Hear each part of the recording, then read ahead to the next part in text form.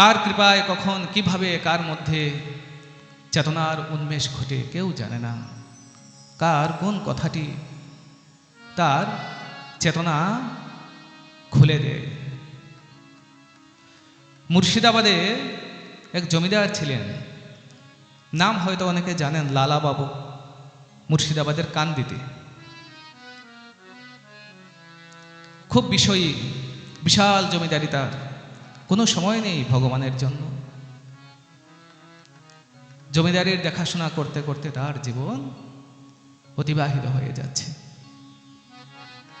সে একদিন গৃহে ফিরছে, ঠিক সেই সময় রাস্তার পাশ থেকে একটি বাচ্চা মেয়ে, ধোপার মেয়ে, সে তার মাকে বলছে, মা সাজ গেল বাসনায় আগুন দিবিনে, সাজ গেল বাসনায় আগুন দিবিনে মা। এই বাক্যটি লালাবাবুর মনে গেঁথে যায়। কি বলল বাচ্চাটি? সাঁঝ গেল বাসনায় আগুন দিবিনে। সাঁঝ মানে সন্ধ্যা, সন্ধ্যা হয়ে গেছে, রাত্রি শুরু হবে, বাসনায় আগুন দিবিনে মানে যত পাতা রয়েছে। আগের দিনে কি হতো, সন্ধ্যা হলেই সন্ধ্যার পূর্বে মায়েরা উঠোন আঙিনা ঝাড়ু লাগাতেন, যা পাতা পড়ে থাকে সব কিছু একসাথে করতেন। তো সেই পাতাতে আগুন লাগানোর জন্য বলছিল, বাসনায় আগুন দিবিনে। কিন্তু লালাবাবু কি বুঝলেন, বাসনায় আগুন দিবিনে। সাজ গেল মা বাসনায় আগুন দিবিনে। বাসনা অর্থাৎ কামনা, বাসনা। লালাবাবু বিচার করলেন, ঠিক তো, আমার তো জীবনের সাজ এসে গেছে, সন্ধ্যা এসে গেছে, বয়স তো পেরিয়ে যাচ্ছে, কবে মৃত্যু হবে জানি না, যে কোনো সময় মৃত্যু হতে পারে। এখনো আমি এত বাসনার মোহে, কামনার মোহে এই জমিদারি আমি দেখে যাচ্ছি। এই বাসনাতে তো আগুন দেওয়া উচিত। দেখুন, একটি বাচ্চা মেয়ের কথা তার হৃদয়ে গেঁথে গেল, তার জীবনে পরিবর্তন এনে দিল, যে না আর এই জমিদারি করলে হবে না। সিদ্ধান্ত নিলেন বৃন্দাবন চলে যাব। বৃন্দাবন চলে গেলেন। তিনি কিন্তু আর আসেননি।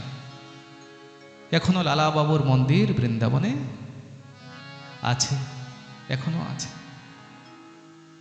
সেই জন্য আমরা যারা গৃহে আছি, গৃহকর্ম আমাদেরকে করতে হবে, তার সাথে সাথে বাসনাতেও আগুন দিতে হবে, তা না হলে পতন হয়ে যাবে। গৃহকর্ম তো করতেই হবে, তা না হলে চলবে না।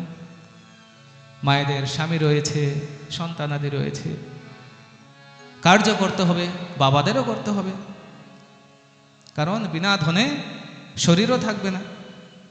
শরীরকে তো কিছু দিতে হবে রক্ষা করতে গেলে, তার জন্য ধন প্রয়োজন।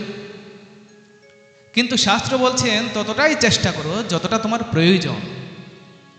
প্রয়োজনের অতিরিক্ত ধন আপনার কখনো মঙ্গল এনে দিতে পারে না। মনে হয় খুব ভালো আছে, আমার এত ধন আছে, কিন্তু না, এতে কখনোই মঙ্গল আসে না। যতটা প্রয়োজন ততটাই অর্থের জন্য প্রয়াস করা উচিত। বাকি যে সময় সেটিতে ভগবত ভক্তি করতে হয়। আর যদি অতিরিক্ত ধন হয়েও যায়, প্রারব্ধ অনুসারে কেউ ধনী হন, কেউ গরিব হন, তখন সেই অতিরিক্ত ধন কি কাজে ব্যবহার করতে হয়? ভগবত কার্যে। সেই ধন ভগবানের কার্যেই ব্যবহার করতে হয়।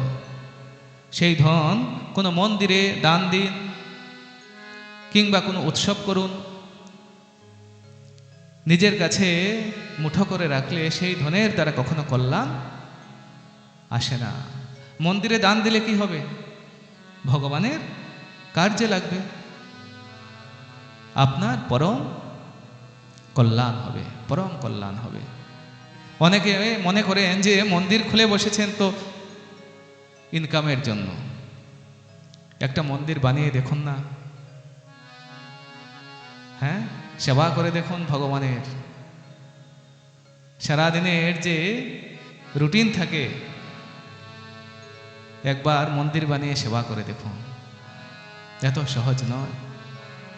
অনেক মন্দির হয়েছে, আবার অনেক মন্দির বন্ধ হয়ে গেছে, এমনও খবর আছে।